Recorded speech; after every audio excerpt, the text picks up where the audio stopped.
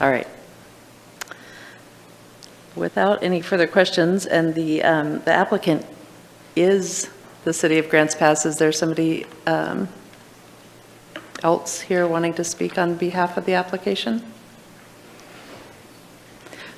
All right. Is there somebody in the public wanting to speak on behalf of this application? Is there anyone wanting to speak in opposition of the application? All right, at this time, we'll close the public hearing, and council, we'll turn it over to you to deal with the annexation only, and then we'll have a second hearing regarding the zoning. Valerie. Yep.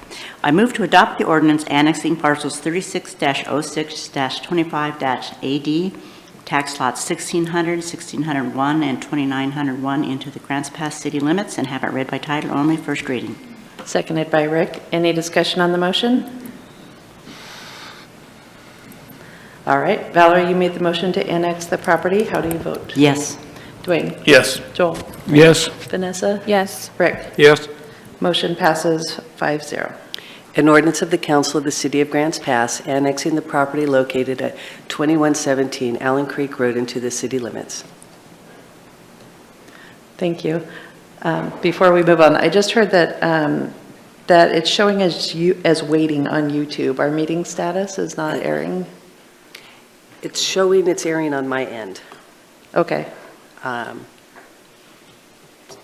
Okay. I'll have to go back and see our VTV. That Okay. it's airing fine. on my end. If somebody's aware of it and working on it, that's fine. Okay. Yes. Yes. Dwayne. I move to adopt the ordinance annexing parcel 3606-25-AD, tax lot 1600, 1601, and 2901 into the Grants Pass city limits. Have it read by title, second reading. Thank you. Seconded by Vanessa. Any discussion? All right. Dwayne, you made the motion. How do you vote? Yes. Joel? Yes. Vanessa? Yes. Rick? Yes. Valerie? Yes. Motion passes 5-0. An ordinance of the Council of the City of Grants Pass annexing the property located at 2117 Allen Creek Road into the city limits. And by the way, YouTube's working. Thank you. I did hear it's working.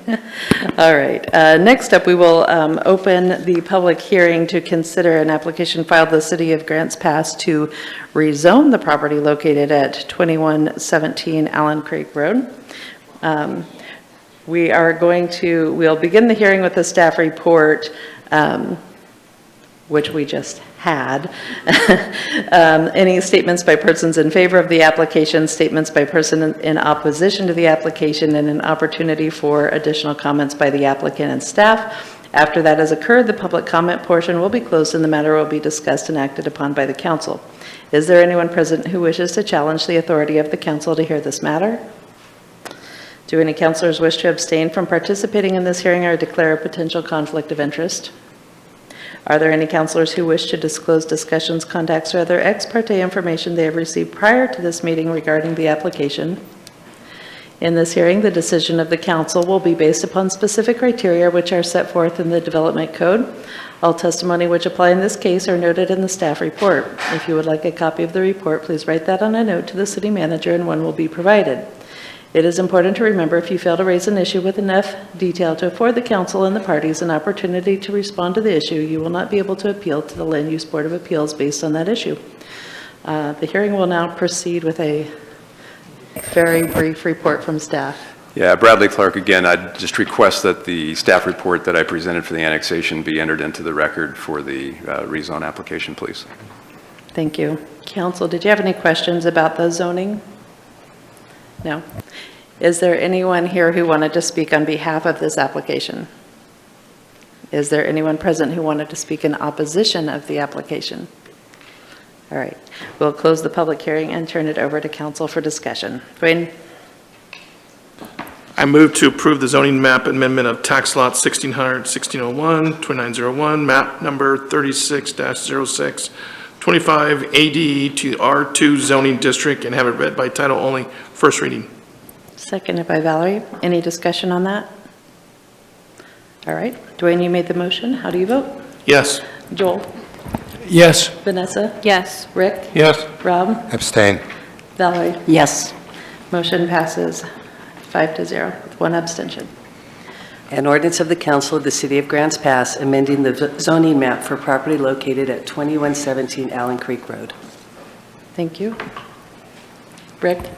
So an abstention, I'm concerned, is not a unanimous vote. So we would need to move this to the next meeting. Okay, we can do that. He was abstaining, I'm sure, because he had just joined late, but that's all right. Let's move on to our next item here, which is to consider an ordinance amending the comprehensive plan map and zoning map for a property located at 235 Northwest Scenic Drive. And we will begin this hearing with a staff report, followed by a presentation by the applicant, statements by persons in favor of the application, statements by persons in opposition to the application, and an opportunity for additional comments by the applicant and staff. After that has occurred, the public comment portion will be closed and the matter will be discussed and acted upon by the council. Is there anyone present who wishes to challenge the authority of the council to hear this matter? Do any councilors wish to abstain from participating in this hearing or declare a potential conflict of interest? Rick? I had conversations with River Valley Church, who owns the property, and also discussed the application to Justin Gerlitz. Thank you. Okay, so I think you're just disclosing some discussions, but you're not declaring a conflict of interest? Okay. Are there any other councilors who wish to disclose discussions, contacts, or other ex parte information they have received prior to this meeting? Dwayne? I've spoken to the applicant before about the property, so, I mean, I think we've talked about it before, so it's pretty open. We're back here 6 months later talking about the same thing, so. Vanessa? Yeah, same thing. I had a conversation with the applicant, and also I think council had a discussion about residential density amendments related to this. Thank you. In this hearing, the decision of the council will be based upon specific criteria which are set forth in the development code. All testimony which apply in this case are noted in the staff report. If you would like a copy of the report, please write that on a note to the city manager and one will be provided. It is important to remember, if you fail to raise an issue with enough detail to afford the council and the parties an opportunity to respond to the issue, you will not be able to appeal to the Land Use Board of Appeals based on that issue. The hearing will now proceed with a report from staff. Thank you, Mayor. So as you stated, there's also two applications involved here, similar to the prior agenda item. In this case, it's a comprehensive plan amendment, which we did not have last time, to change the underlying designation in the future land use map or the comprehensive plan for what the property would be designated.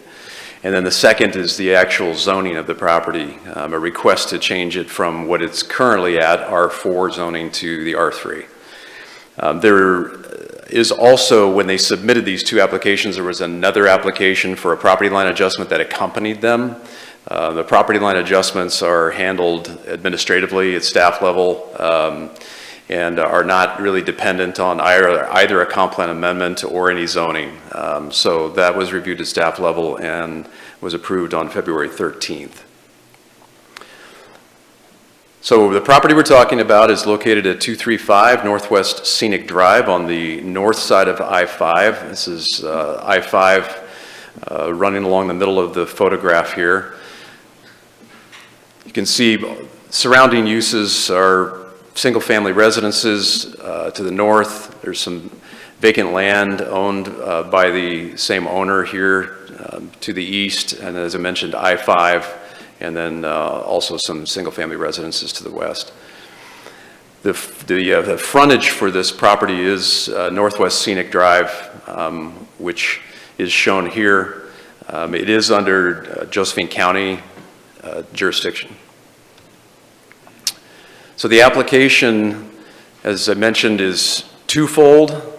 It's moving from the comp plan designation of high-density residential over here to moderate-high. So it's the next category down in the City of Grants Pass comprehensive plan in terms of overall density. And then the R4 is what all of the church's property is currently zoned. And for the piece that they're talking about tonight, which is just the 2 acres, They're proposing to change that to an R3 zone. So here's the existing zoning, this kind of tan or camel color here. You can see all of the property today that the church owns has that R4 zoning on it, and it has also the high-density residential on all of that property. Scenic Drive kind of serves as the separator there where it becomes a different designation.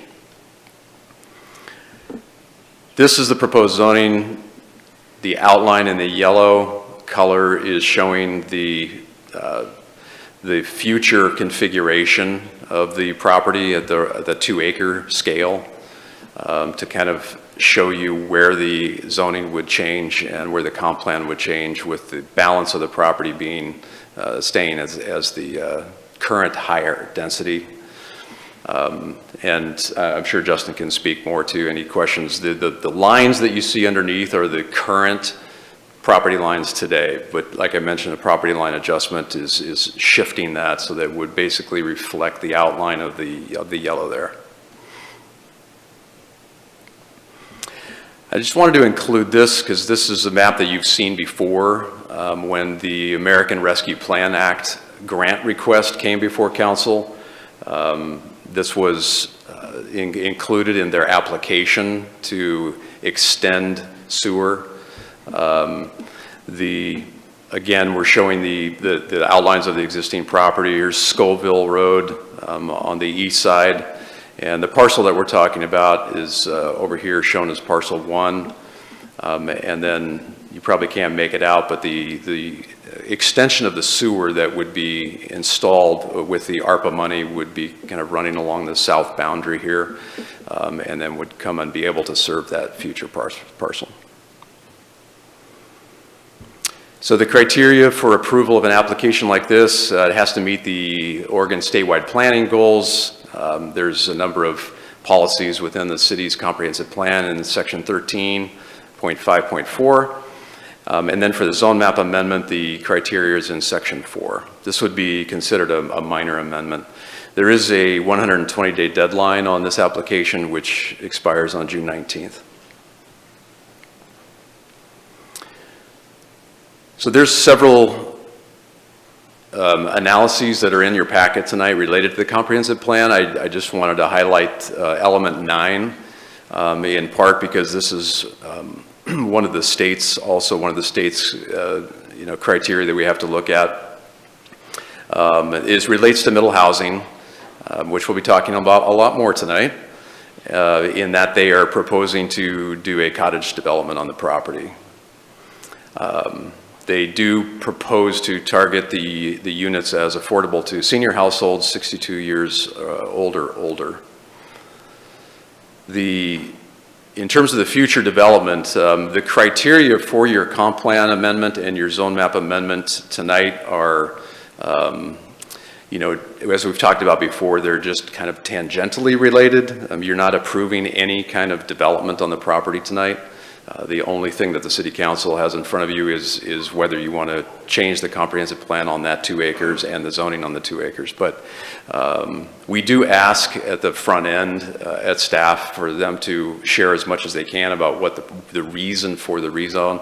And I think you are well aware because you all have disclosed some kind of prior conversations in terms of what their intention is. Here is the sort of just how the calculation works out and really kind of was the impetus for this whole application. Today, the city's minimum density requirements for the R4 zone net out here to a 41.76 minimum density on the 2 acres. Under the R3, because of the difference in the max density in those 2 zones, it nets out at just under 21 units for minimum density. So they are proposing 22, so they would meet the minimum density requirement in the R3 zone on that 2 acres. So the UAPC did review both of these applications on April 10th. They had a public hearing and they did recommend approval to you. A Call to action date we're showing as today, but as I mentioned, the last date is really June 19th, and then there's some alternatives there for you. Thanks, Brad. Council, do you have any questions? Thank you. No questions? All right. Is there anyone wanting to speak on behalf of this application? Yes. I've got to pull yours. Is yours already up?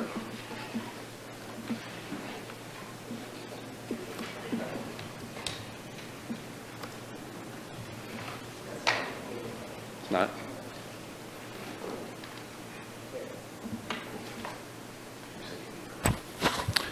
Evening, Mayor and Council. Justin Gerlitz, Gerlitz Engineering Consultants, here tonight on behalf of the applicant, Home Bridging GP, on behalf of this project, which is the scenic, we've called it several things, Scoville Senior Living Community. As you know, this is a kind of a third step, I think, in the process to get this project moving forward. As Brad mentioned, it's intended for affordable senior housing and home ownership.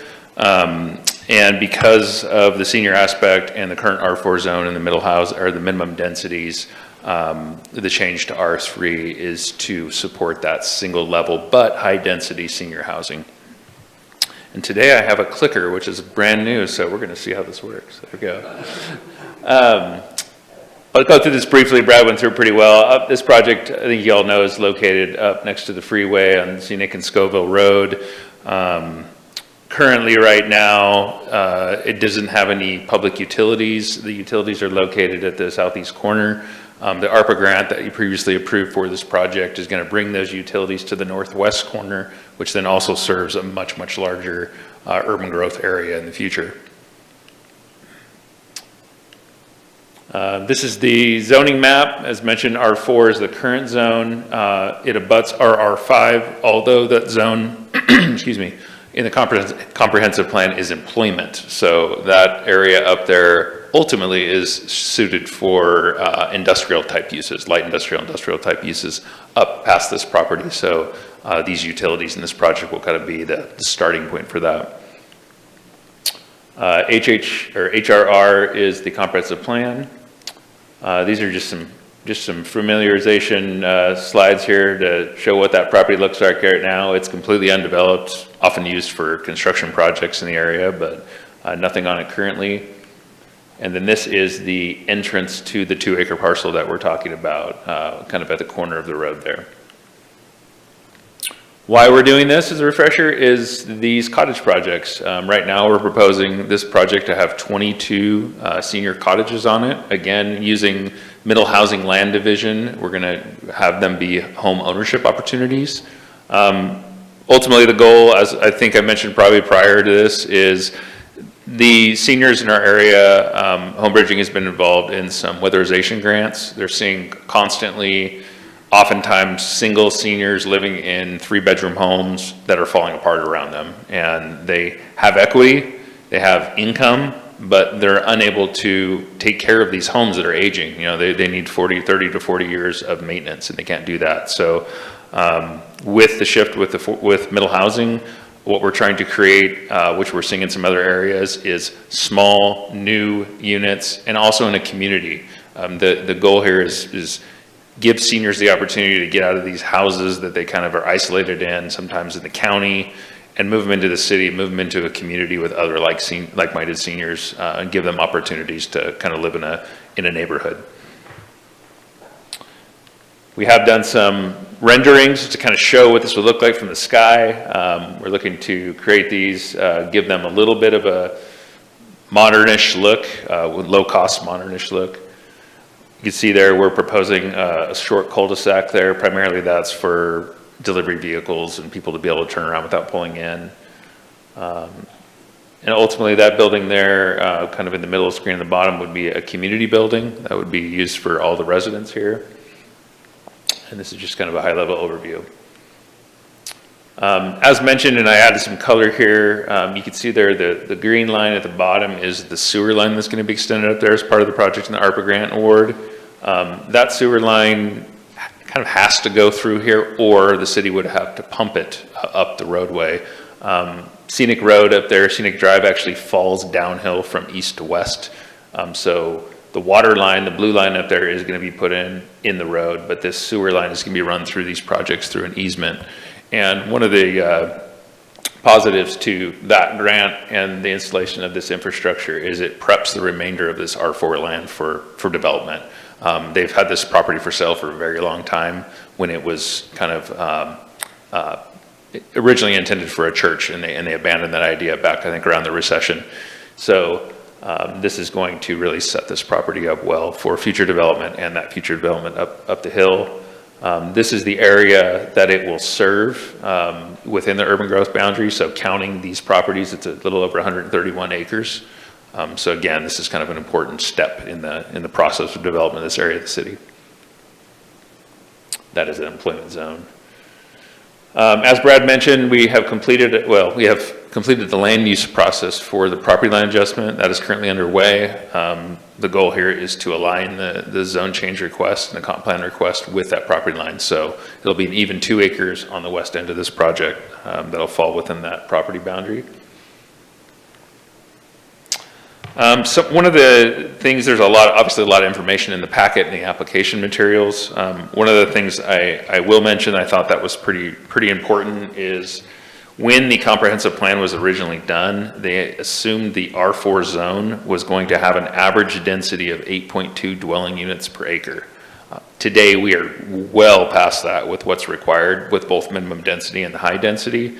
Right now, we are proposing 11 units per acre, which is above the current R3 minimum density, but also above the original intended density, average density for R4. So I thought that was pretty important for this. In other words, this isn't pulling the estimated average density lower than it was when the comprehensive plan was created. In addition to that, as we've talked about many times in many public meetings and workshops, middle housing right now is also increasing the density throughout the city. So we feel that this minor reduction in density on this particular 2-acre site is more than offset by the new higher standards and the middle housing that's occurring throughout the city and will continue to occur.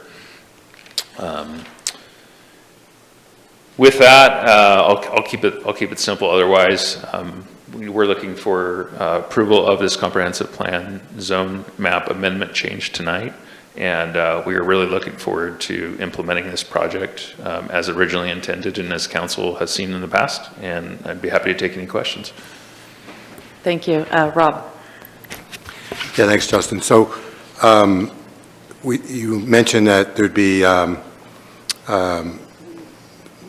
guess, rental and also ownership as far as seniors owning some of these properties? Correct. So do you have a ratio there that as far as are you looking to sell them all, or?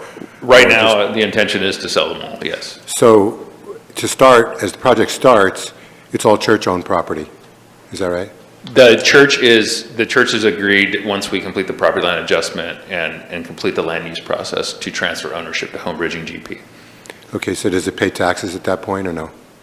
Yes, these units, yes, will continue to pay taxes, each unit, because we're going to use the middle housing land division process to create individual tax lots, and they will be taxed. Thank you. Mm-hmm.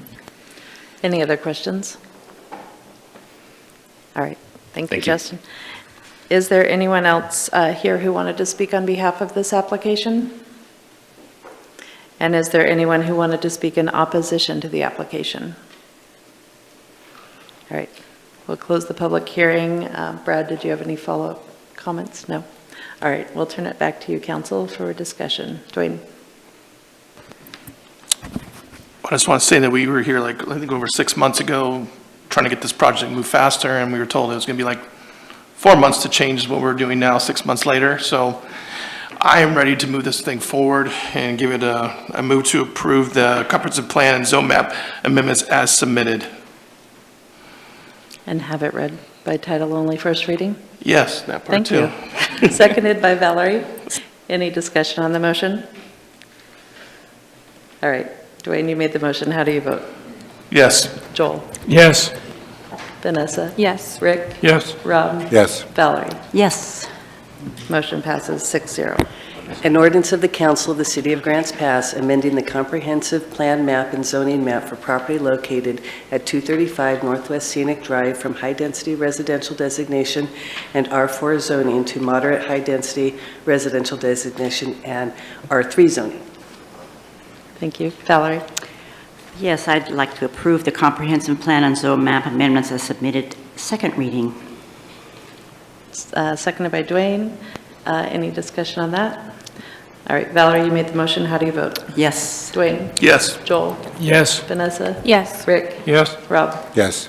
Motion passes 6-0. An ordinance of the Council of the City of Grants Pass amending the comprehensive plan map and zoning map for property located at 235 Northwest Scenic Drive from high-density residential designation and R4 zoning to moderate high-density residential designation and R3 zoning. Thank you. All right, let's move on to our next hearing, which is to consider an application filed by McKenna Homes to vacate the common property lines between tax lots 7,900, 8,000, and 8,001 of map number 360520-CB. We'll begin the hearing with a staff report, followed by a presentation by the applicant, statements by persons in favor of the application, statements by persons in opposition to the application, and an opportunity for additional comments by the applicant and staff.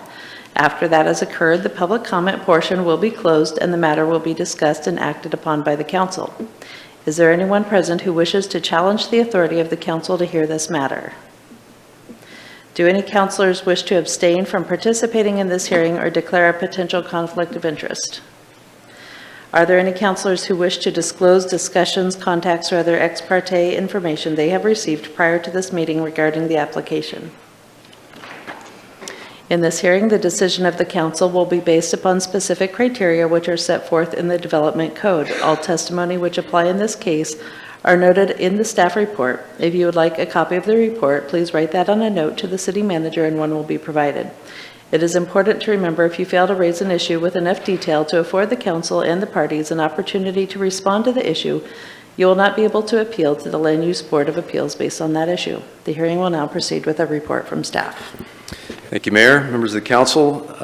This is a project, another project that you have seen recently where it came through for another comprehensive plan and zone map amendment. But today they are proposing to do a property line vacation. So this is the Mini Mac storage project. It's located there off of Rogue River Highway, right near the intersection of Rogue River Highway and Maple. The project expansion to the existing storage unit is shown in yellow here. So today there are 3 lots, and in order for them to build over those lots and expand the storage unit project, they want to consolidate those 3 lots into a single parcel. So here on the screen is the drawing showing the 2 property lines that would be vacated, resulting in the boundary that you see there, so that they can construct their storage units in the layout that they have planned. Here are the 2 criterion that you have for property line vacations, which staff reviewed is in your staff report. We did not receive any public comments on this application. Call to action is tonight with a July 31 120-day deadline, and there is a recommendation to approve at the bottom of the screen there. Thank you, Brad. Council, do you have any questions? No questions? All right. Is the applicant or somebody speaking on behalf of the applicant here?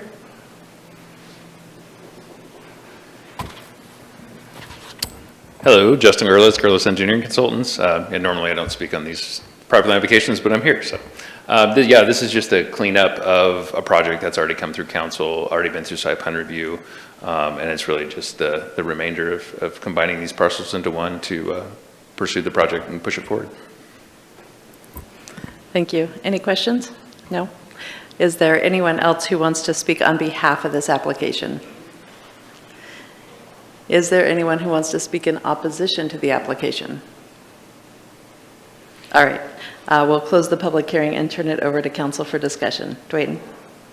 We'll just keep it moving on since we've already seen this one a couple times. I move to approve the ordinance vacating property lines between tax lot 7,900, 8,000, 8,001 of map number 36-05-20 CB, first reading. Seconded by Vanessa. Any discussion on the motion? All right. Dwayne, you made the motion. How do you vote? Yes. Joel? Yes. Vanessa? Yes. Rick? Yes. Rob? Yes. Valerie? Yes. Motion passes 6-0. An ordinance of the Council of the City of Grants Pass vacating the common property lines between tax lots 7,900, 8,000, and 8,001 of map number 360520 CB. Rick? I'd like to make a motion to approve the ordinance vacating the property lines between tax lot 7,900, 8,000, and 8,001, map number 360520 CB, second reading. Seconded by Vanessa. Any discussion? All right. Rick, you made the motion this time. How do you vote? Yes.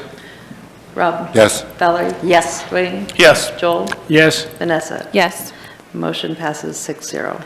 An ordinance of the Council of the City of Grants Pass vacating the common property lines between tax lots 7,900, 8,000, and 8,001 of map number 360520 CB. Thank you. Brad, hang on for a second. Is there anyone here specifically to discuss the next item, F, regarding the middle housing development code changes? Is there anyone in the audience? Yes? Okay. Well, the reason why I'm asking is because I was going to switch it with the next item because we do have a consultant waiting on the phone. Okay. I'm going to go ahead and switch it to the next item, 2A, and then we'll come back to that last public hearing. So 2A is the resolution to revise the development agreement with Chrisman Development. Sarah? Yeah. I'll need to recuse myself for this Okay. one. I think, oh, is the consultant not on the phone anymore? I'm on it. Oh, okay, This is thank Skylar you. DeMel with Chrisman Development. I'm on. Okay, thank you. Brad is coming up. Not sure he knew that we were switching, but, Probably my fault. I've been texting with him. He was probably went out to give me a heads up. We all heard that, Chow. We got 20 witnesses to that. So, yeah, Amber would normally be doing this, or Mark would normally be doing this, so, but going to do my best to review this request. So we have had for over 3 years now, I believe, this property on Southwest Ramsey Avenue in Nebraska, the right of the corner there near the Asante, as surplus property. I think the council is well aware there has been a option agreement and a development agreement that we have entered into a couple of years ago with Chrisman to develop the property as multifamily residential. And so tonight, the specific piece of that project is the development agreement. The resolution tonight would amend that development agreement to change the number of units that the council had that we as a city entered into in the first round, which was I believe 66 units. So there is a drop of 15 units, and the applicant can talk more about that, but. Back in December of 21 is when you approved the resolution authorizing the sale of the property. And then in spring of 22 and 23, Chrisman applied 2 different rounds for state funding, particularly the Local Innovation and Fast Track, also called LIFT Affordable Housing. And were not successful through those 2 rounds. They did receive some feedback from the state, kind of telling how they scored, and they were right next in line. So they are optimistic that they will be approved for this next round. So you, in September, last September, we talked about this project as well, and there was a resolution extending the options agreement And the reason for that was the time frame.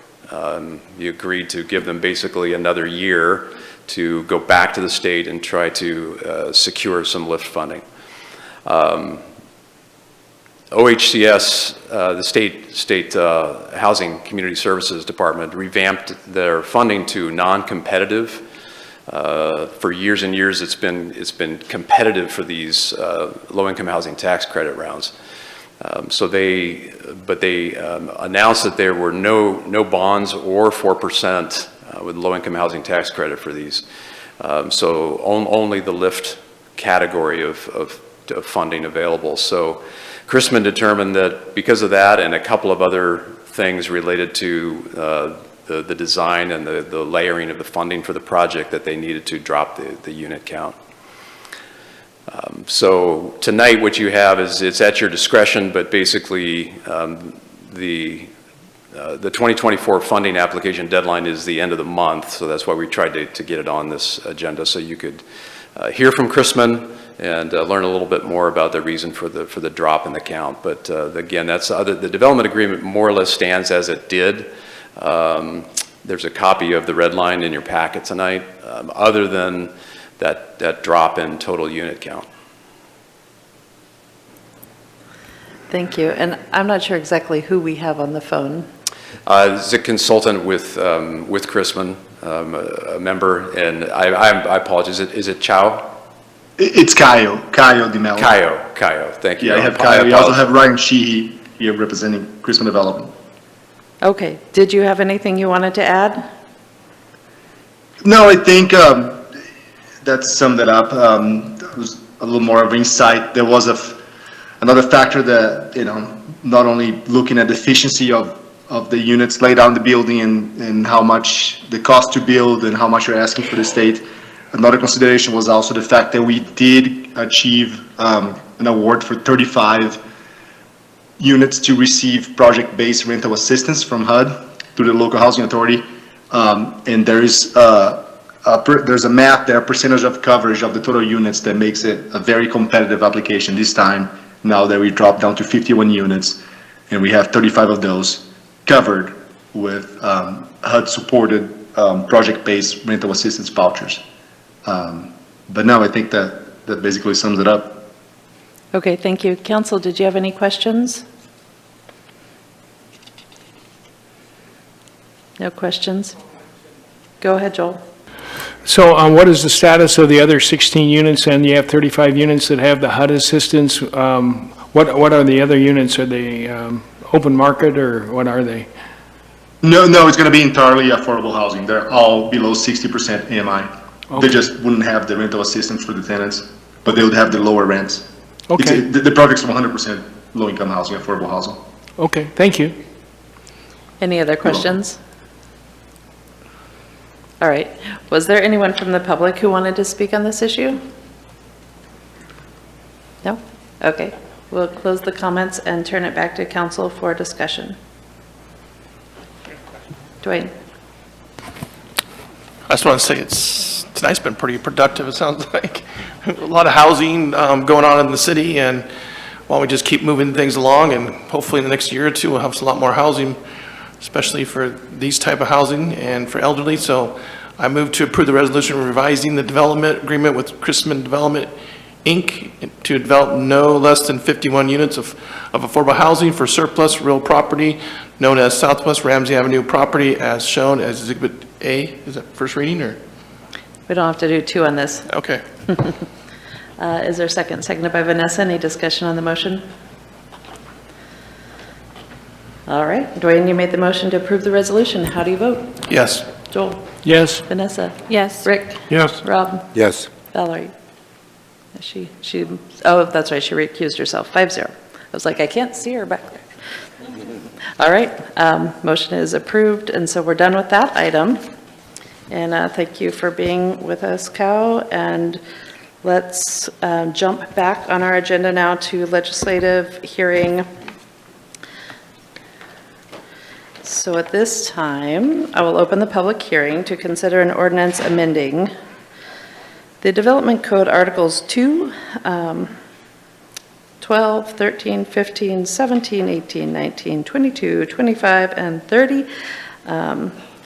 We will begin the hearing with a staff report, followed by public comment, and then the matter will be discussed and acted upon by the council. Is there anyone present who wishes to challenge the authority of the council to consider this matter? Do any councilors wish to abstain from participating in this hearing or declare a potential conflict of interest? In this hearing, the decision of the council will be based upon specific criteria. All testimony and evidence must be directed toward those criteria. The criteria which apply in this case are noted in the staff report. It is important to remember if you fail to raise an issue with enough detail to afford the council and the parties an opportunity to respond to the issue, you will not be able to appeal to the Land Use Board of Appeals based on that issue. We will now begin the hearing with the staff report.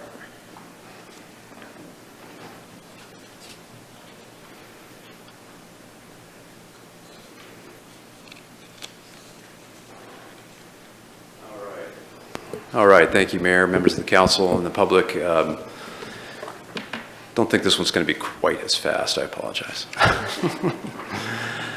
So this is a large undertaking, large initiative we've been talking about here as well as at a state level for over 4 years.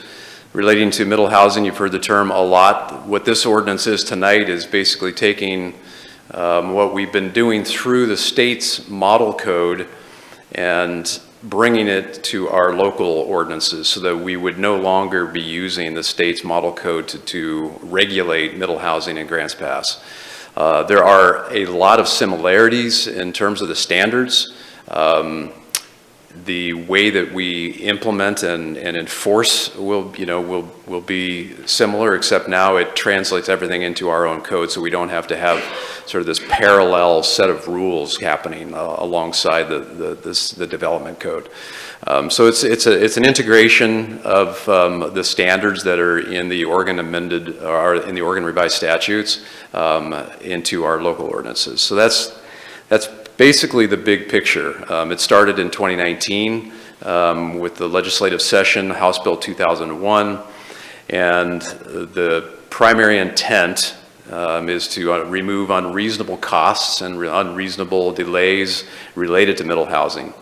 Again, those are the 5 types that are in bold there on the screen. When we say middle housing, that's what we're talking about. Duplexes, triplexes, quadplexes, cottage clusters, and townhomes. Those are the middle housing product types. I think you're pretty well familiar with the history. I won't read through all these. It basically began in fall of 2020 after the legislature ended. The rules kicked. We hired a consultant to help the city move through the initial amendment of our code.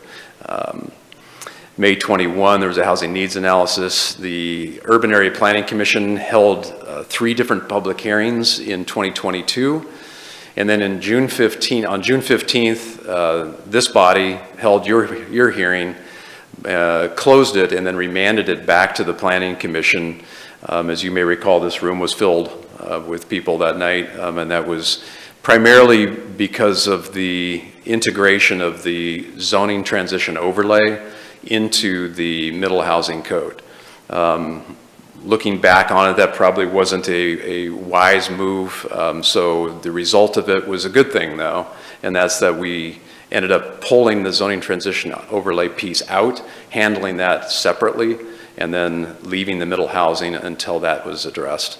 So that's what we did, and then in July, the state model code became effective. That's what we've been using since. In October of 23, you approved that zoning transition overlay change.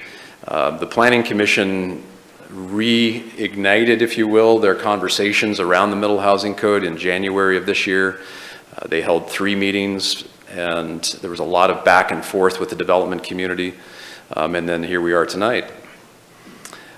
In terms of public notices, here's basically the notification process that we handled for this meeting tonight. The one I wanted to mention was the third one on the screen there, March 13th. We don't typically do these, they're called Measure 56 notices.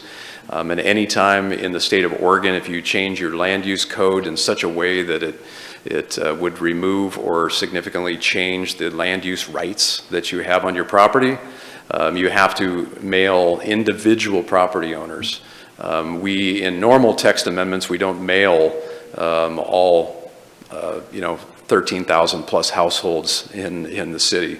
But in this case, we did have to do individual mailings because the R4 zone today allows for single detached housing. This ordinance tonight would take that away, and you would no longer be permitted, if this passes tonight, to do single detached housing in the R4. So we sent that to about 480 folks, covers about 150 acres. So I did want to point that out. We also had stakeholder outreach. We sent emails a couple of times, one in August of last year, one in March of this year, to over 100 builders and developers on our email list at Community Development. We got a couple of comments back at that stage from the Home Builders Association. We also had communications back in January and a few since with DLCD. About just ensuring consistency with the rules, and we integrated those comments into what's in front of you tonight. There were two emails that were received for the Planning Commission opposing the application, one from Day and one from Herbert Holtz. Herbert Holtz did attend the Planning Commission meeting. Their primary concern was related to they already have a house in the R4 zone, and they want to build an ADU. And they wanted to make sure that they could still do that because under this code, that's single family housing. But if you already have a house in the R4 zone, you have all the same rights that go with that house as though it weren't, so they can do an ADU. So I think at least most of their concerns were addressed. Day's letter was primarily in opposition based on private property rights. So quickly, just to highlight some of the things, there's a lot more detail in this ordinance that's in front of you, but I wanted to go through 4 of the articles, so kind of point out the highlights on them. On Article 12, this is the biggest land use change, and that is it takes all the zones that you can do single-family housing in today, and it changes them and says you can do all types of middle housing in those zones. The edits allow all middle housing types in those lower zones. The third bullet up from the bottom there, in the R4 and the R5, the single detached units and duplexes now prohibited and townhomes require a PUD in the R5. And then in the low density zones, this is not directly related to middle housing, but it has an effect because all the lower density zones would no longer be able to construct multifamily residential. Today, you can actually come in the low density zones, the R16, the R110, the R18, and build an apartment with a planned unit development. This would remove that option so that we are still essentially protecting the low density zones from being able to do apartment complexes since they can now do middle housing. I don't believe that the city ever saw any PUDs in those zones, but they were always permitted. So that's another change. And then finally, the cottage development not allowed in the R4 and the R5. I've got one piece on that in just a minute. So here's some highlights on just what that looks like in the table in Article 12. Highlighting kind of where all those changes happen across the different zones on the top of the screen there, and then how the townhouses and the duplexes, et cetera, can be permitted in those different zones. The one I wanted to point out for you tonight here on the bottom, and this is on page 360, is the cottage developments. So there is, in the version that's in front of you, you can see here the R5 zone. It has a P1A, which means permitted. So you could do cottages in the R5, you could do cottages in the R4. So staff's oral report to the Planning Commission showed no cottages being allowed, no cottage development in the R4 or the R5. That was in the PowerPoint to the Planning Commission, and it was actually in the 2022 version as well. But this version that's in front of you tonight and shows it as permitted in the R4 and the R5 zones. The early 2022 versions that Elizabeth, our consultant, did only showed cottages in the R4, but not in the R5. So the Planning Commission did not address this discrepancy. It's a kind of an inconsistency, and it's really unclear in their intent because it always showed it to be allowed in their table, but then we told them verbally no, it would be prohibited. So basically, we need to clean that up tonight. It's staff's recommendation that the cottage development not be permitted in the R4 and the R5. Those zones make up a pretty small percentage of the city's overall residential zones, and they are generally thought of as low density, the cottage projects. So, but that should be talked about and clarified on the record tonight. 12.5 goes into basically what are the sizes of the lots that you can do in all the different zones. They all change. They all drop in size. R112 starts up here at 11,000 square feet today, goes to 10,000 square feet as the minimum lot size. And then you can see right on down the row there, the higher density you get, the lower the lot size, smaller the lot size. And again, we can go into as much of this or as little of it as you would like. I'm just trying to highlight some of the key points. One of those key points is the townhouse project, or the townhouse section. This is page 376 and 381. On this table, it used to have a section for townhouses to kind of show the regulations for setbacks and sizes if you did a townhouse project. We took that out mainly because of this OAR that's on the screen here, 660, 46, 220, which says that large cities, which we are under this legislation, are not required to put minimum lot sizes on townhouses. If we do set a standard, the rules say it can't be any more than 1,500 square feet. The Planning Commission version being recommended to you removes townhouses and then moves basically the standards just into the body of the text. There's no minimum lot width if there is no garage on the townhouse. We have not seen any of those yet, and it's very, very rare. So most of them you would see a 15-foot minimum on the width of the lot for a townhouse. Remember, these townhouses are all attached, so there's not space between them. This is an attached, kind of like the old brownstones you might think of, in a lot of the eastern cities. Minimum front yard, exterior side yard, and those are 10-foot setbacks for the townhouses. So basically, those are the design or the siting standards now for the townhouses. Just moved to a different location. Article 17, this is land divisions. This is on page 413. The one piece I wanted to call out for you tonight is that we do make it clear the city can require a developer to demonstrate that there is sufficient water and sewer capacity to serve the middle housing units.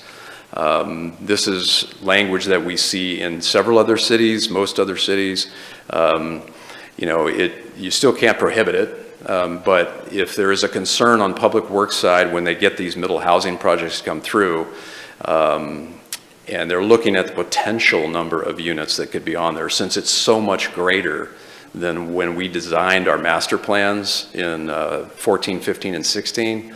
It's basically just a provision that gives us the right during this land division stage to say, hey, you need to show us that you definitely can serve these units with sewer and water. So that's a change.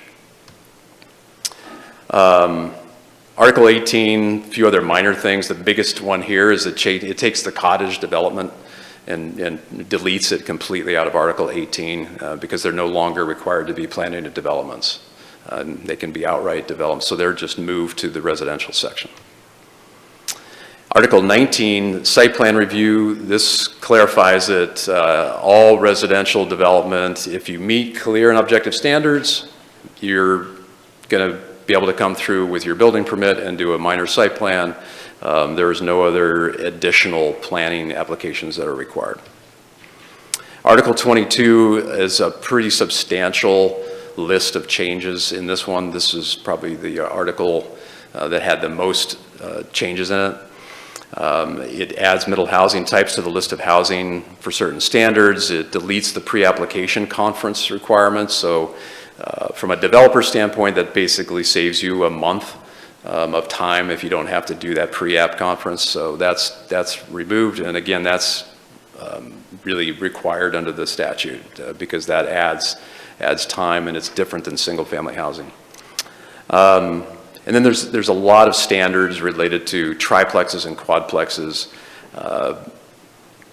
To oversimplify it, basically the standards in the terms of the design section here are not trying to dictate exactly how to design it and what it's going to look like, but it does try to prevent the boxy without any kind of design interest at all. It also talks about driveway accesses.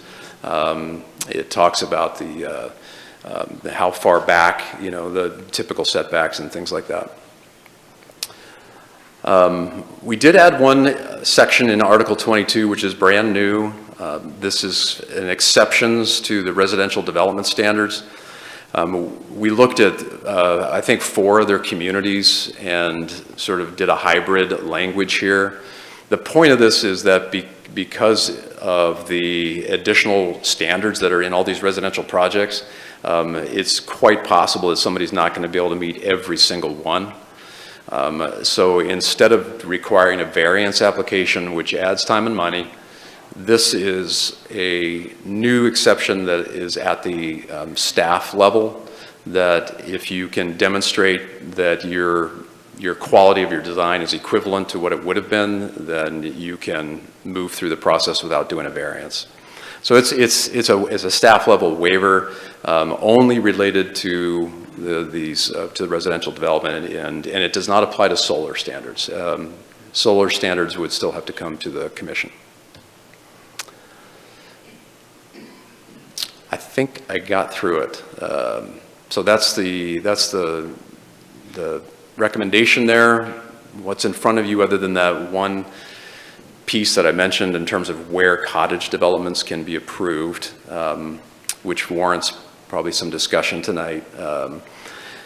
You can approve it tonight. There's not a timeline because it's legislative, so you do have the ability to continue it if you would like. There's no time frame on that. Or you can make other amendments to the application. And like I mentioned, you can postpone it to a certain time. Thank you, Brad. Council, what questions do you have? I'll go Rick, then Dwayne, then Rob. Thank you, Brad. Since the focus is on exemption, is there any direct or indirect opportunity to address the fire code which requires sprinklers? In some cases, in many cases, that actually makes it more difficult for housing development to occur. If a structure under the fire code is required to install sprinklers, which 3 and above you are, this would not allow an exception to the fire code. Okay. And second question on slide 11.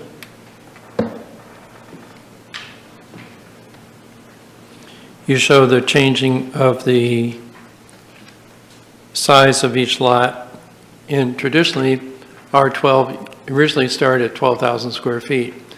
If we're modifying this as well, can we match the designation of the zone with the new square footage? In other words, Yeah. Yeah, we talked An about R10 that. would be an R 10,000 square feet. Is there an opportunity to do some of that? I realize that it doesn't totally match up, but it might help clarify and reduce confusion. Yeah, staff wasn't recommending it mainly in part because these zoning designations, these districts are so embedded throughout the assessor's office, in all of our GIS, all of our historical maps. The more we thought through what are the implications of the name change on a zone, it was headache creating. Okay, So- thank you. Dwayne? My question is going to be on the R4 and R5 of the cottages. I didn't see this on there, but did the Housing Advisory Committee or the Home Builders Association weigh in on that, or is it just staff saying they don't want that? No, that's just a change that we noticed between the Planning Commission now. So the Planning Commission did not talk about that specific issue. So they hadn't had time to weigh in on what their recommendations were at all? Correct. Okay, thank you. Rob? So I don't understand the answer you just gave to Dwayne. So they did or didn't? They did not? Thank you. Okay. Yeah. So slide 13, it makes it clear the city may require a developer to demonstrate sufficient water and sewer capacity to serve the proposed number of middle housing units. So is that a clear and objective standard, or is there any subjectivity to it at all? Well, maybe I'll ask Jason to kind of weigh in terms of, when they look at capacity on different types of land uses, there are metrics that they use to project, and then of course the applicant, in a residential situation, is pretty predictable in terms of the number of fixtures that are in the unit and the volume of waste and the amount of water that's generated with those fixtures. So it's pretty standardized, I would say. Wouldn't you? Do you want to comment, Jason? No, I think that's right on target. We would also then defer to the city engineer to evaluate their calculations to show that it's not adding that much more capacity. We've been talking with our water and sewer master services consultants about this issue because our calculations were all made long before middle housing was thought of, and we do have to kind of fall back and regroup. The one thing that we do have on our side, these are going to be mostly very, very small houses. There's not going to be a lot of, I think their impact will be fairly minimal. So I don't see it as a potential issue, but if we do want to retain that potential for those developers to at least have to do some math and make sure that they're not exceeding the capacities for those basins. Are there other questions?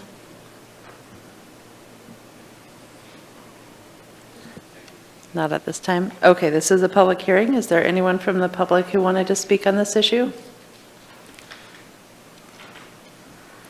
Please state your name and let us know whether or not you live in the city. Justin Gerlitz, Gerlitz Engineering Consultants, also a member of the Home Builders Association. I just wanted to, well, first I wanted to commend staff on this heavy lift. This has been, I'm assuming, the biggest code change we've probably had since the code was created. Middle housing has been something that we've been intertwined with staff almost on a daily basis for the last 2 years. Planning staff has taken a lot of time with myself. My staff has taken a lot of time to provide feedback. Home Builders Association members have provided their feedback, and really it's been a really, really positive experience back and forth with everybody. So I just wanted to say that to council and mayor. Jason and his crew have also, of recent, especially with council input, we've had a lot of discussions on utility services for middle housing. I think that's coming through as a separate code amendment, but I just wanted to say that I personally am in support of these changes. I think they've really packaged up the middle housing code well into it. Unfortunately, there probably will be more with middle housing land divisions, but that's a totally separate step. And just wanted to let everybody know that I'm in support of the code changes as they're presented tonight. Thank you. Is there anyone else who wanted to speak on this issue? All right, we'll close public comment and turn it back to council for discussion.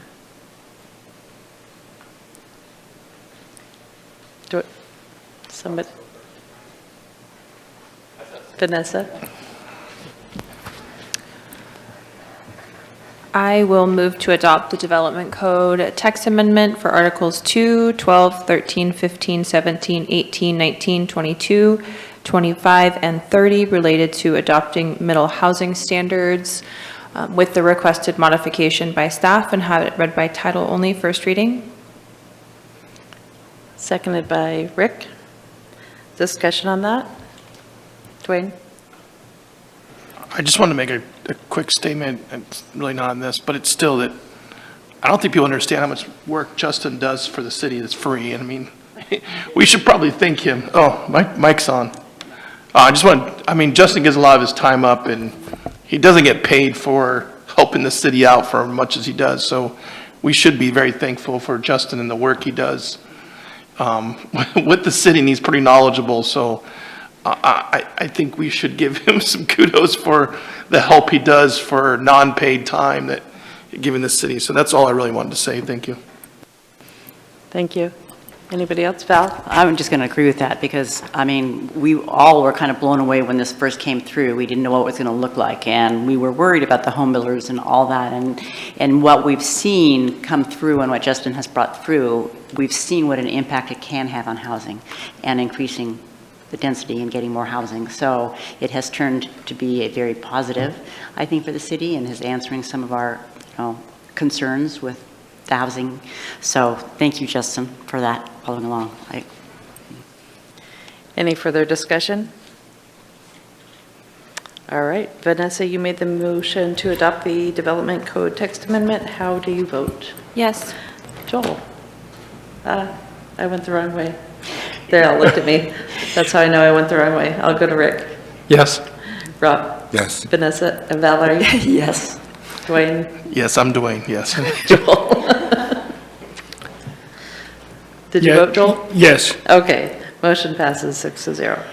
An ordinance of the Council of the City of Grants Pass amending Development Code Articles 2 Procedure Types, 12 Zoning Districts, 13 Special Purpose Districts, 15 Nonconforming Use and Development, 17 Lots and Creation of Lots, 18 Planned Unit Developments, 19 Site Plan Reviews, 22 Residential Development, 25 Parking and Loading, and 30 Definitions related to middle housing. Vanessa? I move to adopt the Development Code text amendment for Articles 2, 12, 13, 15, 17, 18, 19, 22, 25, and 30 related to adopting middle housing standards with the requested modification from staff and have it read by title only, second reading. Seconded by Valerie. Any discussion? All right, Vanessa, you made the motion. How do you vote? Yes. Rick? Yes. Rob? Yes. Valerie? Yes. Dwayne? Yes. Joel? Yes. Motion passes 6-0. An ordinance of the Council of the City of Grants Pass amending Development Code Articles 2 Procedure Types, 12 Zoning Districts, 13 Special Purpose Districts, 15 Nonconforming Use and Development, 17 Lots and Creation of Lots, 18 Planned Unit Developments, 19 Site Plan Reviews, 22 Residential Development, 25 Parking and Loading, and 30 Definitions related to middle housing. Thank you. All right, we are postponing the appointments for UAPC tonight, so that brings us to public comment. This is an opportunity for the public to address the City Council on items not related to a public hearing or council action item. The intent is to provide information that is pertinent to the city's jurisdiction. Each speaker will be given 3 minutes to address the council as one body, not to individuals. At the conclusion of public comment, council will have an opportunity to respond. This meeting will proceed in an effective and courteous manner. Citizens and council members will be allowed to state their positions in an atmosphere free from slander, threats, or other personal attacks. Signs or placards, outbursts of applause, campaigning for public office, or other disruptive behavior will not be tolerated. If you have a question regarding any government-provided service or a current city policy, please contact the city manager's office in an attempt to resolve the matter. And I do not have any blue cards tonight, so please step up, state your name, let us know whether or not you live in the city limits, and you have 3 minutes. When the yellow light goes off, it means you have 30 seconds left. Hi, David Dapper, city resident. We recently had a tour of the Rogue Retreat Place, and they don't have $1 million building, but what they do have is a series that starts with a tent area and some of these little housings, like we have some stayed, we could set up. But they are cleaning up their parks by doing that. And they also explained to some of us that were there how the funding, they don't need the city to fund it. They use ARPA funding for infrastructure and other things. And Vanessa and Joel could tell you about all the funding. What the city doesn't need to pay someone to run it. Medford's not paying Rogue Retreat to run it. And we could get something done. I don't know if you've been by Tussing Park lately, but it makes Skid Row look like Disneyland. And there's someone chasing someone with machetes yesterday. It's out of control. And also I was asked to bring up the overall tent size. Somehow I remember we came up with rules on sizes, but somehow they're coming up with these big umbrella stand things or whatever they're called, the covered things. And way oversized, they're using tarps to build like covered patios in their waterfront property. And this seems a little bit like it's selective enforcement because we wouldn't be able to do this. And also, Park Watches, we're having a kids' day last Saturday of June at Riverside Park, And we have to pay so much to reserve the upper gazebo, and we have to pay for insurance. Now, these groups going in and giving stuff out in the parks, I don't think they're paying for an event, renting a part of the park for an event, and there's no insurance. That again seems a little bit like selective enforcement, where only the citizens or the tax-paying citizens and homeowners have to follow these rules. I think we need to standardize our rules for all of our citizens equally. Thank you.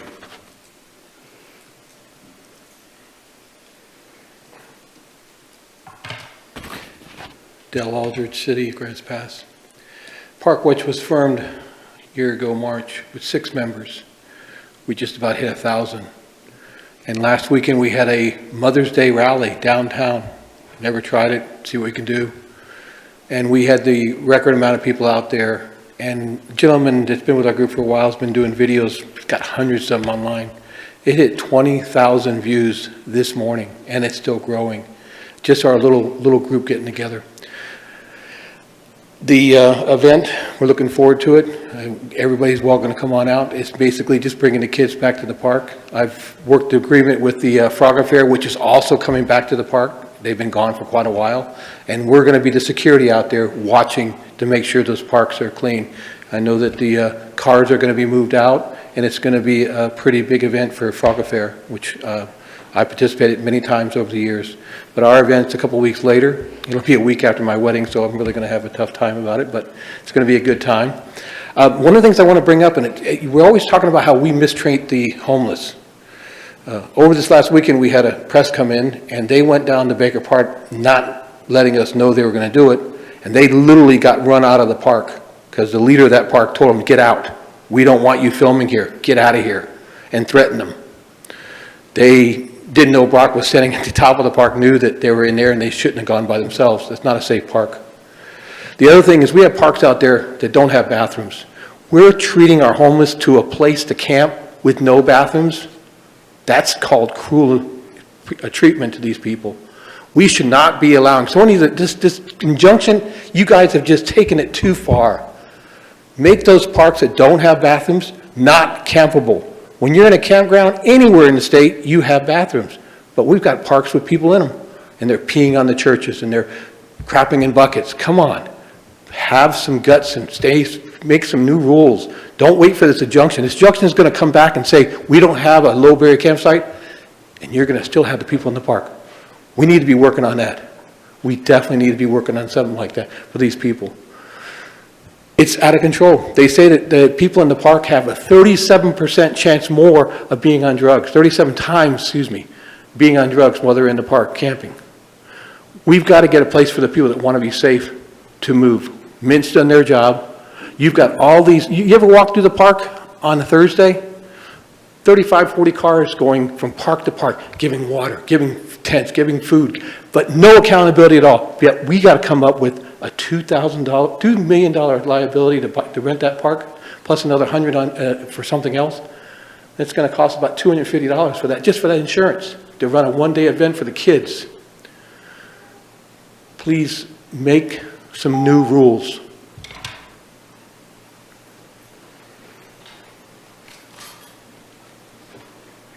Mr. Fitch, return resident.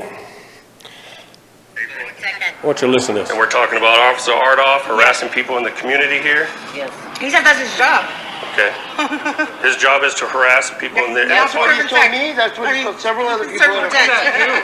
He tries to challenge us all the time out here, fight. To fight, right? To fight, yeah, he wants to Right. challenge a lot of us people out here. All right, all right. Slander, I have to be lying, and I'm not. I haven't been lying since the day I started coming here, 5 months ago. Your integrity, your honor, your respect is dismal. You crap on everybody that comes to you with a complaint, and then you snivel like you're the damn victim. And if your top officials are going to sit there and lie to you about being here on a certain time and date, he's going to lie to you about the other issues that are becoming big. This whole thing about sending people across county lines to assault them at their homes and their businesses or their places of work has gone way too long, way too far, and it needs to be held accountable. If you think I'm lying to you, please pay the $281 across the street and we'll go into contract with each other. But as we stand now, you violated my Brown Act last time I was here. You guys got 2 weeks, and I'll finalize my 6 months of coming here, but you need to address the issues that he's not telling you about. You have a vigilante, domestic terrorist group going around people in this town, going across town, assaulting people. And when I grew up here, you guys had a vocational rehab program where you grouped up people and you retrained them. And once we passed those things, we shot off. We went off to other towns where we are actually had jobs waiting for us. Those towns provided a free shower, a free commode, and a free place to stay overnight. Those towns knew that we would spend our money in those towns, and we called that tourism. You guys shit on everybody here that... Sir, please watch your language. Apologize for the cussing.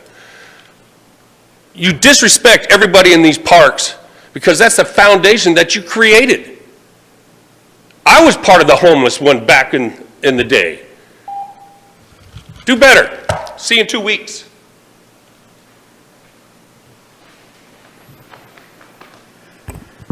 Mary Bianchi, Grants Pass. Scott Stoddard, Daily Courier Editor. Gina Ann Miles, Cave Junction City Councilor. Christopher Bristol, Daily Courier. Sarah Bristol, Grants Pass Mayor. Rhiannon Hinkles, Clerk. Vanessa Ogier, Grants Pass City Council. Daniel Locke, Courier. Vicky Eldus, Courier. Bradley Converse, Grants Pass Parks Committee, Homeless Advocate.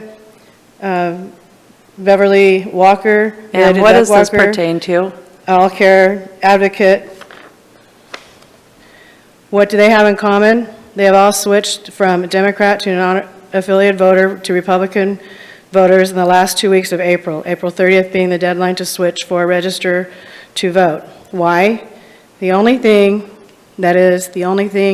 on the Republican primary ballot is the vote for Republican candidates for District 2 Senate seat between Noah Robinson and Christine Goodwin. Goodwin's legal residency in her 2 addresses in Douglas County is in question. One address is in the district she is running for, and one is not. She has made campaign claims that... Does this have something to do with city business? That is against her, that is highly questionable and subject and have been outright lies. She clearly does not have the support of the true conservative Republicans. This is not a time to be advocating for candidates and running for public office. Nobody's running for public office We're here here. to talk about city business. Yeah, this is city business. Okay, so please keep your content. Ava Marie is You the need to Democratic keep your Party complaint to chair, city arrived business. from Georgia and has worked with top Democrats. Okay, we're taking a including- 5-minute recess. Interesting, you don't want to.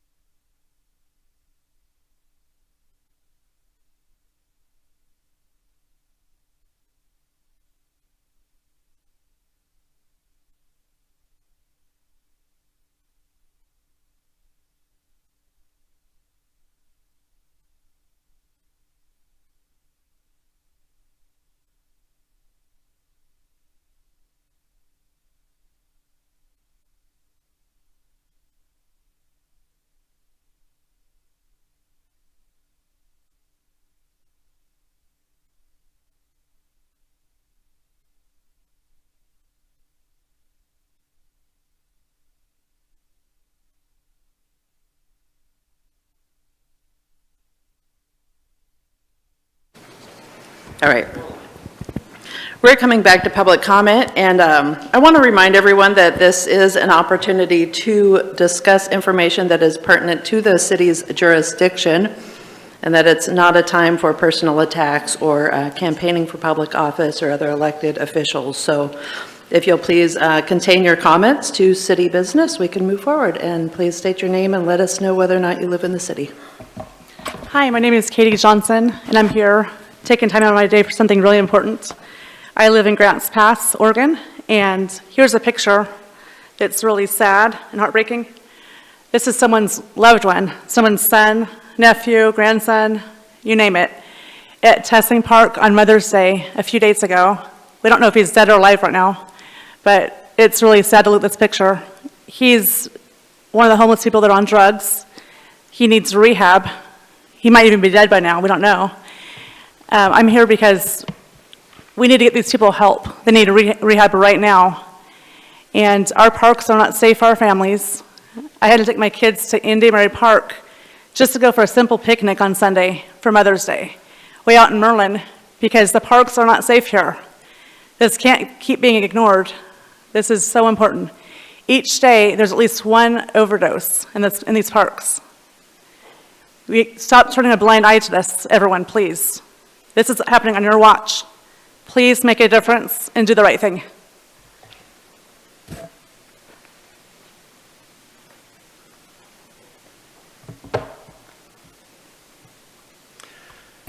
My name is Kevin Gambucci. I'm a city resident. I have two comments for the mayor and councilors. The first is I'm wondering about the honesty and integrity of those present in regards to their party affiliation, from moving them from Democrat to Republican so they can vote across party lines in a primary in an effort to influence others to do the same in order to elect Christine Goodman to the Senate. I think we've already established that this is not relevant to city business. Sir? Council will go into recess.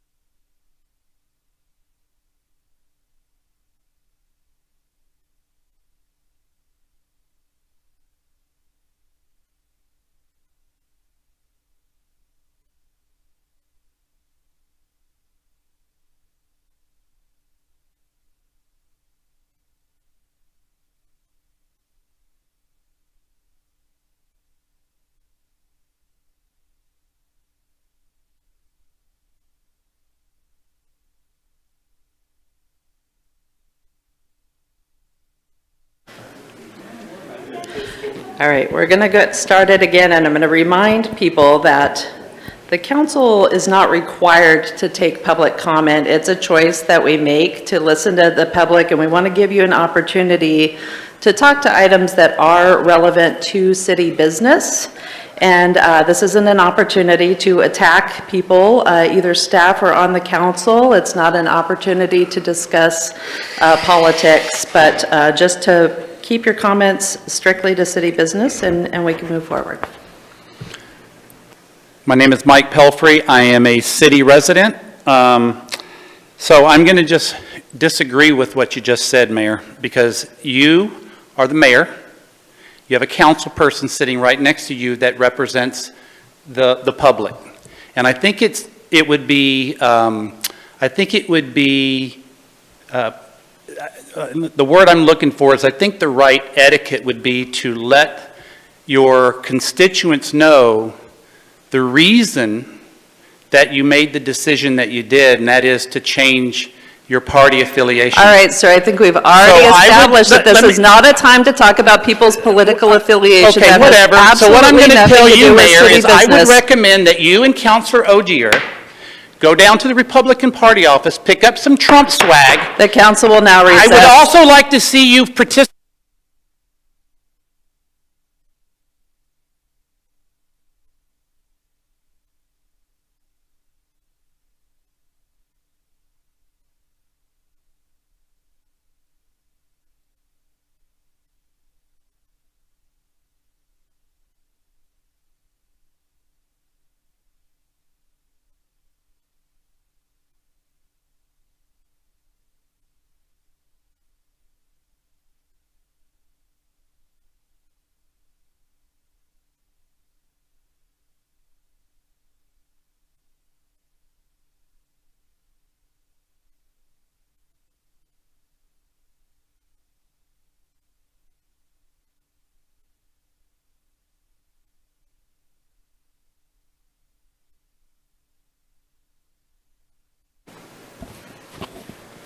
Okay, please state your name and let us know whether or not you live in the city.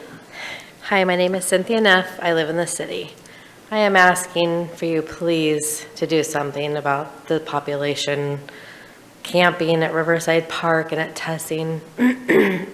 It's very sad to put my grandkids in a cart and walk to these places, or to want to. The things that they see, they call it out, and it's really embarrassing. It's not even really embarrassing, it's horrible. What am I supposed to tell my grandkids when you see people doing disgusting things or whatever because of whatever drug they've taken? I tell my 5 and 7-year-old grandkids to just look ahead. Don't look over there. I mean, what am I supposed to say? It's horrible. You know, those people are drug addicts. It's horrible. How do you explain that to children? How do you take them to the parks to enjoy our parks? You can't. Thank God for Tom Pierce Park and All Sports Park doing new playground equipment, but why can't we enjoy Riverside Park like we used to? We're getting ready to, I don't know if you're getting ready, to open up the splash pad, but gosh, that would sure be nice to be able to utilize that. When I do take my grandkids to Riverside Park, I quickly say that's why I don't, and it's really sad. I've been here over 20 years, and you guys are really screwing up this town. It's bleeding into the town. People mumbling to themselves and cussing at people today while we were downtown trying to buy things. Just cussing. This is not the way it was 20 plus years ago. It's a dirtbag city, disgusting, filthy, and it's embarrassing. It's horrible to want to live here and to call this place what it used to be, because it's just not. It's just going downhill, and it's very sad. Thank you.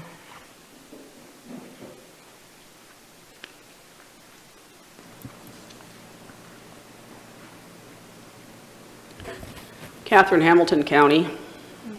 I just talked the other day about how much fun it was to bring my son, who was 3.5, to Riverside Park when we first got up here.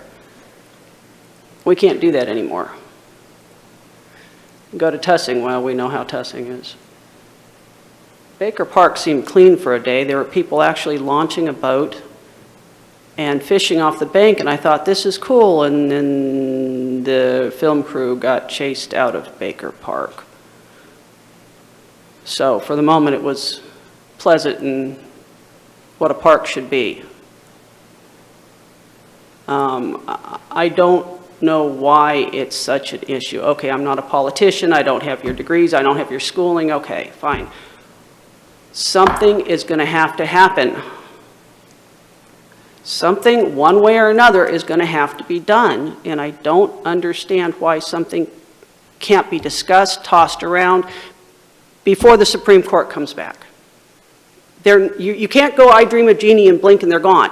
It's not going to happen. And in the meantime, people are dying. Elderly are living in the park who should not be there. Mental people who need help. Nothing is being done. Mint is trying. Mint is really trying. They can't do everything. Something needs to be done. Why every week do we have to stand up, or every other week, or whatever it is? I don't see how this is enjoyable to anybody. I don't understand. Something needs to be done.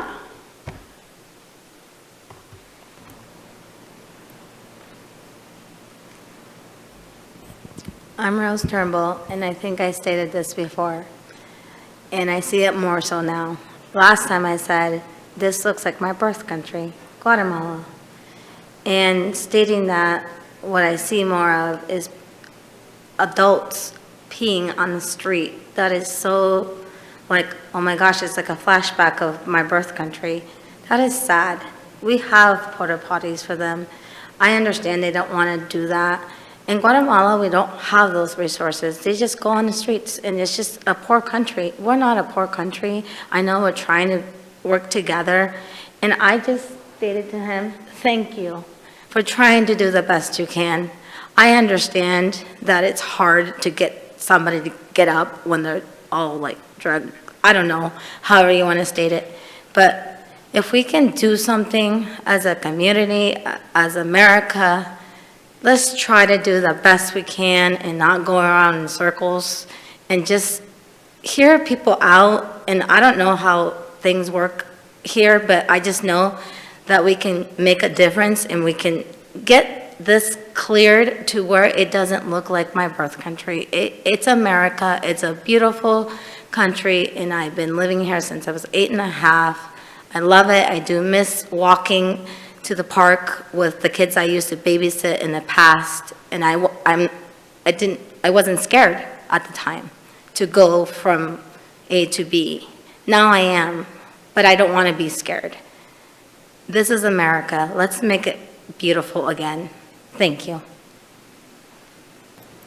Is there anyone else wanting to speak? All right. Let's close public comment and turn it over to council. Did you have any comment tonight? I'll start off by responding to a couple of things regarding the situation in the parks. I mean, we keep saying this, but I'm not sure that everybody's been either heard it or really heard it. The city lost a lawsuit 4 years ago about the way that we were treating homeless people. And so, you know, this case has been under appeal for the past 4 years and was just heard by the Supreme Court a couple weeks ago. The Supreme Court of the United States, you know, heard about Little Grants Pass. And this has been a pretty big deal, you know, and we do have legal advice and constraints that we've been working under. So I guess the idea that people think that this council wants homeless people camping in our parks is absolutely incorrect. The federal court injunction is a court order that requires us to allow unhoused people to sleep in all of our city parks except for Reinhardt. And so this isn't a rule we made. This is a judge telling us we have to do this. And so we have been complying with that court order for the past 4 years. And there's state law that we have to follow as well. And so hopefully very soon here in the next couple months, we will have a decision from the Supreme Court. And nobody knows exactly what they will decide, obviously, but we will be out of the waiting game at that point, and we will have some final answers about what the law of the land really is and what our capabilities are and how flexible we can be, or what our responsibilities are perhaps. And we'll make some decisions and go from there. But it's just really important to understand that we have been working, you know, within the legal requirements that are set before us. And so we absolutely understand your frustration. I know that I personally have a conversation about this every single day. I'm going to guess that my colleagues here on the dais and our staff here as well too. I mean, this has dominated our lives in many ways for the past 4 years. So yes, we know what the situation is like in the parks. Yes, we've seen it. I think we've helped clean it up sometimes. We have helped, you know, at the homeless shelters, and we are actively working on taking some steps forward, both to figure out what we can do to move people out of the parks and what we can do to get people help. So it's very much on our radar every single day. I'm glad that some people recently toured the shelters over at Rogue Retreat in Medford. I think many of you know that a number of us have toured those facilities as well. And you know, we're very familiar with what they do over in Medford, and would like, at least some people would like to do something like that here in Grants Pass. We know that the city does not need to pay for the operations, but we do need to help facilitate getting that started, because nobody else is doing it on their own, right? I mean, where I believe that the city needs to step in and help get something going. And we have talked with partners. We did it, had a meeting in this room maybe 3 weeks ago or something about it with some local partners. So that's just very much on everybody's radar, and change will be coming soon. Sorry about the disruption earlier. I think it's really important to me that we keep public comment open for people to have an opportunity to address the council. But this is not an opportunity for people to make a circus of this body or waste our time or get themselves a little clip for YouTube of swearing at us and dressing us down. So I think it's important to try to enforce the rules, and it's not always easy. And I know it doesn't make me look good when I'm not allowing somebody to speak, but I do think it's important that we have some decorum here. And the thing that they were wanting to speak about tonight had to do with people and their right to vote and their right to join a political party. And I will personally choose to either be a part of a party or not a part of a party as I wish to vote. I think that's my right as an American. I think that's your right as American. I certainly think that not only do we have a right to vote, but I personally believe we have a responsibility as Americans to participate in that process. That's why I'm here serving as mayor. That's why my colleagues are here, is because they care about this community and the process. And so I guess I believe everybody has a right to vote, and I'm not going to get into the weeds on how they want to express their opinions on that. So I don't know if anybody else has anything they wanted to add tonight. Dwayne. I'm not going to rehash everything that just said, but yes, we have a federal injunction. It's obviously we've spent that many times, David, and that tells us what we can do and can't do. When we do have discussions, we have it on Monday here. It wasn't open to the public though, so there is discussions and things going on. I would say I agree with you on Tussing. There is some very large tents there. Or groups. I don't believe you're lying at all. I've seen them. But I'm going to leave it up to law enforcement to hopefully do the right thing. And I do want to thank you guys for the kids things. I've heard a lot of positive stuff about the kids. I've actually, donated to you guys because I thought it was great that you were going to be security and put on this thing for the kids. So I said, you know what? These guys are doing something good for the community. I want to be a part of. Maybe I'm not going to be in a security vest, but at least I will help throw a little few dollars to help you help kids out. And I cannot, there's a few fine lines I think we all can agree on. Kids, you should be happy. I don't care what party you belong to. Safe kids. So thank you for doing those things and keeping the baseball field clean for the baseball games and those kids down there. Maybe not everybody agrees with your tactics, but I do think you are doing some good things here and there, and you should be credited for those things. What's your name's not here? Rehab, you should know more than anybody that we have less beds today than we had 10 years ago. And that's because a policy was passed that we're going to be doing harm reduction. And it's still legal today to do drugs.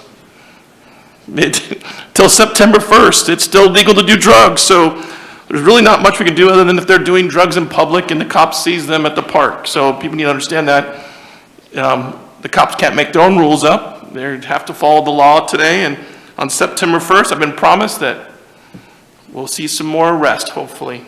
Thank you, Chief, for that. What else is on here? And my last comment is, welcome to the Trump train, Mayor.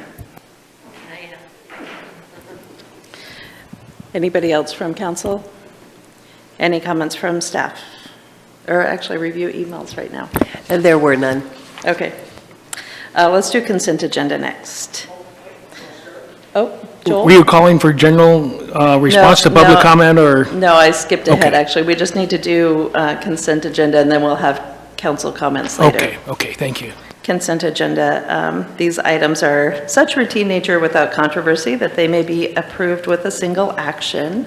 And if we could please have the council president read the consent agenda. Item A, resolution authorizing the city manager to enter into a contract for FY24 overlays maintenance, project number TR6372. Item B, resolution continuing membership in the city county insurance services property general liability automobile pool. Item C, resolution authorizing the city manager to adjust the salary schedules for non-bargaining employees. Item D, resolution approving commercial activity in Riverside Park for the Frog Affair event 2024. Item E, motion to readopt the city's investment policy. Item F, motion approving the zone map amendment and annexation findings of fact. Item G, motion approving the Yancer RV Park, 2000 Southwest Bridge Street, major site plan review appeal for the Planning Commission decision findings of fact. Item H, motion approving alley beautification project 217 Southeast 6th Street and 125 Southeast G Street historical building facade improvement review appeal of historical buildings and sites commission decision findings of fact. Item I, motion approving the minutes of the city council meeting of May 1st, 2021. Item J, motion acknowledging the minutes of the Collaborative Economic Development Committee meeting of March 28th, 2024. Item K, motion acknowledging the minutes of the Urban Area Planning Commission meeting of April 10th, 2024. And item L, motion acknowledging the minutes of the Sustainability and Energy Action Committee meeting of January 4th, 2024. And with that, I move to approve. Seconded by Valerie. All right, we don't discuss the consent agenda, so Vanessa, how do you vote? Yes. Rick? Yes. Rob? Yes. Valerie? Yes. Dwayne? Yes. Joel? Yes. Motion passes 6-0. Matters from Mayor Council. Joel? So we brought up a request on the agenda for the executive session. You have it listed here. That was on April 29th as humanitarian services. Actually, it has to do more with permits in the park and what requires a permit, what doesn't, and the cost of those permits. I don't see that that has been scheduled. I see the other ones on the items to be scheduled for future council workshops have been scheduled. We need to schedule that one. So based on legal counsel and our schedule, looking at our future schedule, it was recommended that we have that schedule discussion sometime in July or later. In July, how many permits are we going to give for additional other groups before then? We're not giving permits out currently right now because we do not have that ordinance in place. Okay, so like with the Frog Affair, we didn't give a permit for that? Well, that's a rental of park space, and that's different than what you're talking about with Okay. humanitarian So services. then the abortion, anti-abortion rally, or what do you want to call it, right to life, we didn't give a permit for that? If they're wanting to rent space, they can rent park space, Mhm. and that will provide them an opportunity to utilize the park for that So if you specific don't rent purpose. space, but you just take it over, it's okay then? Is that what I hear you saying? I don't know if tonight's the night to debate this, Counselor, Okay, but okay. the, We just need to get it scheduled under an executive workshop because it hasn't been scheduled, and I'm not sure July is soon enough, but if that's where it's at, that's okay. We haven't, we made a decision to follow the advice of our legal counsel and to wait to schedule that. I understand, We and I haven't need to forgotten it. respect that and do it under executive session. And to wait until after we've heard from the Supreme Court. Is there anybody else? Okay, anything from staff tonight? I'd just like to, sometimes we walk away from an executive team perspective and we pat ourselves on the back every once in a while or do little celebration dances, and tonight is a celebration dance. And I just want to bring it up to the public and the council again. Thank you, council, for your leadership with regards to the Middle Housing Code amendments that we did. Those are actually huge, huge amendments. Big deal. We've been working on this for a long time. Huge amount of staff work, great information in coordination with Home Builders Association and Mr. Gerlitz and other things. This is a big win. This means so much for the development of middle housing within the city of Grants Pass. I just wanted to throw some pom-poms up in the air, and I don't have any, so I'm sorry, but Bradley and his crew just definitely deserve a little cheer.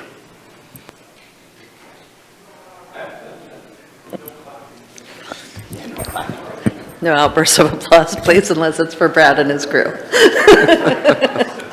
All right, any other Thank you, I comments? appreciate it. Two quick things. There was a question tonight about the splash pad. Since it was opened in 2018, our practice has been after Boatnik, and we just do a review of the park, make sure everything's functional, things that are looking good, and then that first week in June after Boatnik is typically when the splash pad opens. So we have the same plan right now. The other question related to insurance, we do, if you're going to do anything with food, if you're going to have a bouncy house, if you're going to have other things like that, we do require the insurance. I just wanted to clarify that. The last thing I have, we've talked a lot about the Urban Renewal Agency and having Elaine Howard come on. We did have some conversations with her, and just to, I guess, put it into your thinking cap, what Elaine got back to us on and what her initial thought is maybe like a 4 to 5 hour workshop so that everything could just sort of just like be hammered out, and then maybe, and she would come down for that, and then if there's subsequent conversations, then maybe we could have she could join us by Zoom. So usually what works good for her is like a Friday or maybe even a Saturday, but I just throw that out there for you, Mayor, and the council to talk about, and the city manager. So if sometime in June doesn't work, she's open in July as well. Thank you. Dwayne? There's been a lot of talk, obviously, in social media, which I don't post on for people, but people are asking what day the park's gonna be closed for the Boatnik, so they can start cleaning up. Is there a day like beforehand they're gonna start cleaning? A couple days before? Or Yeah, Counselor, I don't know the exact date, but it's a couple days before. We've got it squared away. I thought, but I just wanted to. Yeah. Maybe someone's listening and higher than once. It'll be the same plan as last year, Okay. and we expect total cooperation from everybody. All right, thank you. Thank you. Just briefly, I wanted to share with you all, I put a copy of the artwork on the desk. It's kind of things that make our job fun. These are our Drinking Water Week poster winners this year. And we did something different this year. We partnered with COPA, and COPA selected an overall winner, and the overall winner was second place in the K through 2 group, and that was Charlotte Brownell. They felt that her artwork was great, and it adhered well to the theme. We're going to continue that. We'll be posting this on Facebook and getting it out, but I wanted to share it with you tonight because it is such a great success. Thank you. Yeah, these are really cute. They're posted somewhere on our website or on They social? will be on the website here shortly. We wanted to get them in front of you first and let you know where they were, and they'll be appearing on the buses here later this summer, and they'll be there all summer long as well. Okay, great. Yeah, we want to make sure they get seen. The kids invested a lot of effort, and it's fun to see different ideas come about from the same project. So, thank you.